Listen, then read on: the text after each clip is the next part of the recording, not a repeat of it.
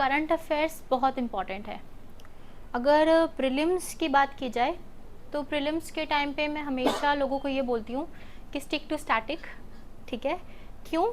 Reason being कि ये एक रेस है जहाँ पे आपके साथ बहुत लोग दौड़ रहे हैं, राइट? तो जो हर्डल्स वो पार कर रहे हैं, आप उन्हीं में गिर जाओगे तो ऑलरेडी पीछे हो जाओगे। लाइक स्टैटिक का कोई क्वेश्चन है मॉडर्न इंडिया का, अगर सब सही कर रहे हैं और आपने गलत कर दिया तो आप ऑलरेडी पीछे हो गए। ठीक है, इसलिए वहाँ पे करंट क्या है, थोड़ा सा कम हो जाता है। करंट को अवॉइड नहीं कर सकते, बट करंट सबसे ज़्यादा कहाँ इंपॉर्टेंट होता है? मेंस एंड इंटरव्यू में। आप मेंस का किसी भी साल का पेपर उठा के देख लीजिए, आपको 80%, ठीक है, अगर सर 80%, राइट, ऑलमोस्ट 80 या फिर मोर देन 80 बोल सकते हैं, आपको कहाँ से मिलेगा? करंट अफेयर से। जैसे मान लो सीबीआई का क्वेश्चन है, आपको सीबीआई लक्ष्मीकांत में मिल जाएगा, बट सीबीआई पूछा क्यों? क्योंकि पूरे साल न्यूज़ में था, जनरल कंसेंट हटाया था कुछ स्टेट्स ने। ऑलराइट, गवर्नर का क्वेश्चन पूछा है, लेजिस्लेटिव काउंसिल का क्वेश्चन पूछा है। क्यों पूछा है? क्योंकि एक दो लेजिस्लेटिव असेंबली में पारित हुआ था कि हमें काउंसिल बनाना है, और कहीं पे हुआ था कि हमें हटाना है, राइट, ये न्यूज़ में था, तो इसका क्वेश्चन पूछा था। तो वहाँ पे स्टैटिक और करंट अफेयर्स को कंबाइन करना होता है। अब बात करते हैं सोर्स की, जो आपका मेन क्वेश्चन है। सोर्स क्या है? न्यूज़पेपर एक, ठीक है।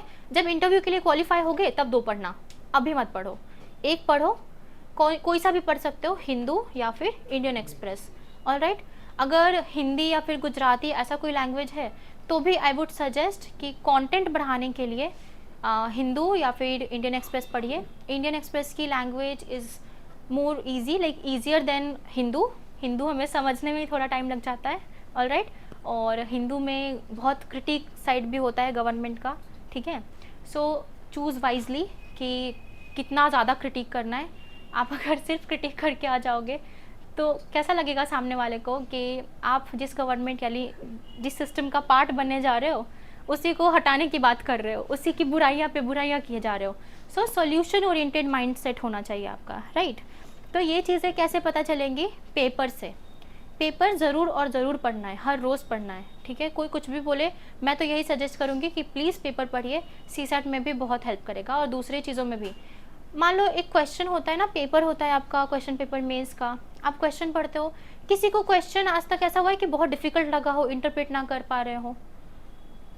क्वेश्चन डिफिकल्ट लगा है? लगा है ना? ऑलमोस्ट सबको लगता है क्वेश्चन डिफिकल्ट। 20 में है तो कुछ तो समझ में ही नहीं आते कि एग्जैक्टली पूछ क्या रहा है ना। इसीलिए क्या लोग बोलते हैं कि आप क्वेश्चन को अटेम्प्ट करने से पहले 2 बार पढ़ो। का क्या आया? कॉम्प्रीहेंडिंग पावर, कि क्वेश्चन को कैसे आप इंटरप्रेट कर रहे हो, कैसे कॉम्प्रीहेंड कर रहे हो। न्यूज़पेपर पढ़ते हो मान लो, या फिर फॉर दैट मैटर कुछ भी पढ़ते हो, तो क्या सीखते हो आप? क्या करते हो? पेपर पढ़ते हो और फिर अपने माइंड में उस इन्फॉर्मेशन को स्टोर करते हो सकता है अपनी लैंग्वेज में स्टोर करते होगे, अपनी रीजनल या फिर हिंदी में या फिर किसी भी लैंग्वेज में, बट कॉम्प्रीहेंड तो हम करते ही हैं, हम समझते हैं, ठीक है। एग्जैक्ट स्टेटमेंट थोड़ी ना रटने बैठते हैं हम, ऑलराइट। तो उससे क्या होता है, अगर हर रोज़ न्यूज़पेपर पढ़ोगे तो क्या होगा, कॉम्प्रीहेंशन जो है ना, कॉम्प्रीहेंडिंग पावर और इंटरप्रिटेशन बहुत अच्छा हो जाएगा, क्वेश्चन समझने में हेल्प होगी। एंड एस्से, इतने बड़े बड़े एडिटोरियल्स होते हैं, आपको बोर नहीं मारेगा वो, है ना, लगेगा कि कितना स्मूथली लिखा हुआ है सब कुछ। उससे आप क्या सीखोगे कि कैसे आप अपने एस्से को एकदम स्मूथ बनाओ, उसका फ्लो बहुत अच्छा बनाओ, ठीक है। बहुत इंपॉर्टेंट है फ्लो बनाना, क्योंकि जो सामने वाला चेकर है ना, आप में ज़रा भी इंटरेस्टेड नहीं है, उसको फ़र्क ही नहीं पड़ता आपका हो रहा है कि नहीं हो रहा है, ठीक है। उसको क्या होता है कि टाइम कम होता है, ज़्यादा पेपर्स चेक करने होते हैं, इतने बंच के बंच होते हैं, कुछ इंसेंटिव होता होगा कि पर पेपर या फिर कुछ ऐसा होता होगा, कुछ रुपए मिलते होंगे, दैट्स इट। और वो भी बहुत एजेड होते हैं, ज़्यादा दिमाग नहीं लगाएंगे आपके पेपर में, राइट। तो आपको अपना फ्लो इतना अच्छा रखना है कि उनको पढ़ने में मज़ा आए, और बाद में जब ऐसे पढ़ ले, ख़त्म हो जाए, मार्क्स पुट करने की बारी आए, तो वो सोचे कि हाँ ठीक है, सेटिस्फेक्शन लेवल क्या है, अच्छा था, मार्क्स अच्छे देंगे, ठीक है। कैसे वो लेकर आओगे वो फ्लो? पेपर, ठीक है। पेपर का डायरेक्ट कोई कंट्रीब्यूशन नहीं है, इनडायरेक्ट बहुत है। क्योंकि मान लो आप मैगज़ीन पढ़ते हो हर रोज़, ये मंथली मैगज़ीन जो यहाँ से प्रोवाइड की जाती है, उसमें आपको कंटेंट तो मिल जाता है, ठीक है। तो पेपर अगर देखोगे तो लोग बोलते हैं ना, पेपर इज़ अवॉइडेबल, नहीं टाइम है तो कोई बात नहीं, मत पढ़ो। यस, अगर आप वर्किंग हो, घर की दूसरी जिम्मेदारियां हैं, तो पहले स्टैटिक और पहले बाकी चीज़ें पढ़ो। लेकिन जैसे मेरे जैसे होंगे जो खाली प्रिपरेशन कर रहे हैं, तो प्लीज़ न्यूज़पेपर को पढ़ो, स्किप मत करो, ठीक है। इनडायरेक्टली वो बहुत हेल्प करता है। एंड डायरेक्टली कैसे, अगर आप उससे नोट्स बना रहे हो ना, तो आपको कुछ बहुत यूनिक पॉइंट्स मिलेंगे जो कोई नहीं लिखेगा। पेपर, ये जो मैगजीन्स आती है ना, ऑलमोस्ट हर इंस्टीट्यूट के मैगजीन्स आप देखोगे सिमिलर सी ही होती हैं, ठीक है। न्यूज़पेपर में कई बार, जैसे मान लो कि मुझे याद है पॉक्सो का चल रहा था उस टाइम पे, जब मेंस का कर रही थी मैं, सो पॉक्सो के रिलेटेड बहुत सारे एडिटोरियल्स आते थे। मैंने एक शीट में कुछ लिखा था और जब वापस आता था वापस वहीं पे ऐड कर देती थी, ठीक है। तो उससे क्या हुआ था कि कुछ बहुत यूनिक प्रॉब्लम्स, जो लूप होल्स हैं प्रैक्टिकल वाले, ठीक है, वो हमारे सामने आपको मतलब मिल जाएगा, नोट्स मिल जाएंगे। जब आप पॉक्सो के कभी आंसर लिखोगे तो बहुत अच्छे लिखोगे, बहुत अलग लिखोगे। सोल्यूशन भी जब हम वे फॉरवर्ड अपना बनाते हैं तो कैसे बनाते हैं, इशू जो होता है उसको उल्टा कर देते हैं ना, कि ये इशू है तो हमें ये करना चाहिए। लाइक लोगों को ज्ञान नहीं है तो अवेयरनेस फैलाओ, ऐसा ही तो कुछ होता है, ठीक है। इम्प्लीमेंटेशन नहीं हो रहा है तो आप बोलोगे कि administratively, academically, like industry, academia और गवर्नमेंट का लिंकेज करो, कोऑर्डिनेशन बढ़ाओ, ठीक है। तो कैसे पता चलेगा, ये तो फिर भी बहुत घिसे पीटे वाले मुझे अभी याद आए।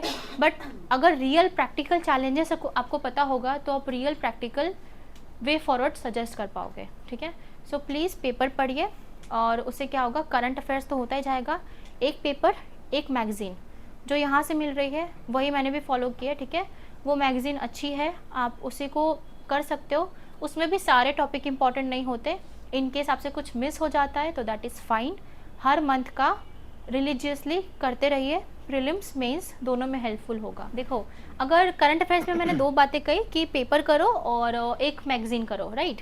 सो पेपर करते हो तो मुझे ऐसा लगता है कि शुरू कर रहे हो तो शायद 2 आवर्स, ऑलराइट, जिसको आपको धीरे धीरे कुछ महीनों में 1 घंटे पे लेके जाना है, मैक्स टू मैक्स 1.5 घंटे। जैसे मान लो G20 की समिट हुई थी, तो G20 समिट और चंद्रयान 3 लॉन्च किया था हमने, तो आर्टिकल्स मतलब ऐसे फ्लडेड आर्टिकल्स आ रहे थे, न्यूज़पेपर बहुत सारे कंटेंट से भरा पड़ा मिल रहा था, ठीक है। तो वैसे टाइम पे यू कैन अफोर्ड 1.5 घंटा, 2 घंटा, ठीक है। But in general average time देखोगे ना तो 1 घंटे में ख़त्म करने की कोशिश किया करो, 1 या फिर 1.5 घंटा, ठीक है। आपकी कैपेसिटी के ऊपर डिपेंड करता है, और वो कैसे होगा, विथ टाइम प्रैक्टिस से होगा। क्योंकि पहले तो हम सब पढ़ते हैं, कई बार तो क्या होता है कि 15-20 मिनट हमने एक आर्टिकल पढ़ा, देन वी रियलाइज कि काम का नहीं है, हटाओ इसको, राइट। तब आप जाते हो दूसरे आर्टिकल पे, तब तक बहुत टाइम वेस्ट हो जाता है। अब सोचो 15-15 मिनट 4 आर्टिकल पे वेस्ट कर लिया तो 1 घंटा तो ऐसे ही चला गया, ठीक है। तो ये प्रैक्टिस के साथ आएगा, कौन से आर्टिकल्स को टाइम देना है, कौन से आर्टिकल्स के नोट्स बनाने हैं, कौन से आर्टिकल को कम्प्लीटली स्किप कर देना है, ठीक है, वो प्रैक्टिस के साथ आएगा। सो आइडियली लाइक एक सीरियस एस्पिरेंट की तरह अगर पढ़ोगे तो प्लीज़ 1.5 घंटे में ख़त्म करिए मैक्स, अनलेस कि कुछ बहुत इंपॉर्टेंट है। अगेन अगर इंपॉर्टेंट है, आपको कुछ मिल रहा है, आप एक्सट्रैक्ट कर पा रहे हो, तो 2 घंटे दे सकते हो आप। कोई ऐसा स्ट्रिक्ट रूल नहीं है, राइट। एग्ज़ाम तो है नहीं 1.5 घंटे में ख़त्म करनी है। सेकेंडली मैगज़ीन में जब मैं थी प्रेपरेशन में, तो मैं क्या करती थी, वीक के कुछ 2 या 3 दिन मैं इसके लिए रखती थी कि वीक में 2-3 दिन मैं क्या करूँगी, इसको पढ़ के आधे दिन ख़त्म कर दूँगी, ठीक है। हाफ डे, लाइक अगर 8 आवर्स का एवरेज ले लो तो 4-4 घंटे आप इसको पढ़ रहे हो, फाइन। और उसके अलावा जो बचा कोई बात नहीं, ठीक है, छोड़ दो मतलब बाद में देख लेना, जब प्रीलिम्स करोगे, जब मेंस करोगे, क्योंकि गैप्स तो रहेंगे ही, सब नहीं कर सकते। और जब उठाओगे मैगज़ीन तो प्रायोरिटाइज़ करके करो, साथ में स्टैटिक तो करना ही है ना।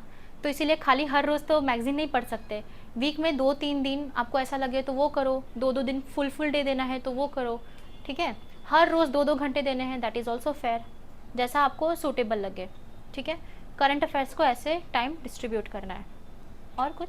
I have a question. Yes, I faced this question in my cabin multiple times. It is an added question to that. जैसे जब लोग पहली बार न्यूज़पेपर पढ़ना स्टार्ट करते हैं तो कितना टाइम लग जाता है पूरा न्यूज़पेपर पढ़ने में?